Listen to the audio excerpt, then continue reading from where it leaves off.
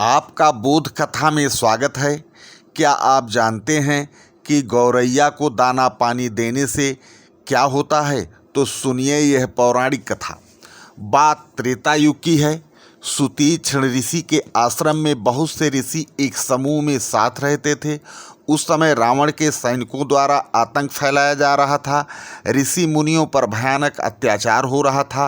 राक्षस मार पीट कर ऋषियों को फेंक देते थे, जिससे हड्डियों का ढेर लग गया था। एक दिन की बात है, सुतीक्ष्ण ऋषि के आश्रम में ऋषि मुनि कुटिया में निवास कर रहे थे।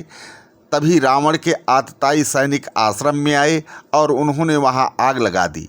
उनके आतंक से ऋषि मुनियों में हाहाकार मच गया और वे आग बुझाने का प्रयास करने लगे। इसी आश्रम में एक गौरैया पक्षी भी घोंसला बनाकर रहती थी। वो भी चोंच में पानी ला करके आग के ऊपर छोड़ रही थी। उसके इस कृत्य को सुतीक्ष्ण ऋषि देख रहे थे कि पक्षी क्या कर रहा है। वे समझ गए कि इस पक्षी का घोंसला इसी आश्रम में था और कुटिया के साथ जलकर खाक हो गया था। ऋषि विचार करने लगे कि इस पक्षी को भी ज्ञान है कि ऋषि मुनियों का आश्रम नहीं जलाना चाहिए। इस पक्षी का नाम आग लगाने वालों में नहीं बल्कि आग बुझाने वाले जीव के रूप में लिखा जाएगा और ये स्वर्ग का अधिकारी होगा। जब भगवान श्री राम एक दिन सुतीक्ष्ण के आश्रम पहुँचे तो मुनि ने उस गौरैया के विषय में बताया।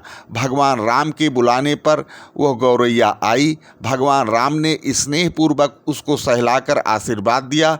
तब से लोकमानस में गौरैया पक्षी घर की उन्नत कराने वाला पक्षी माना जाता है।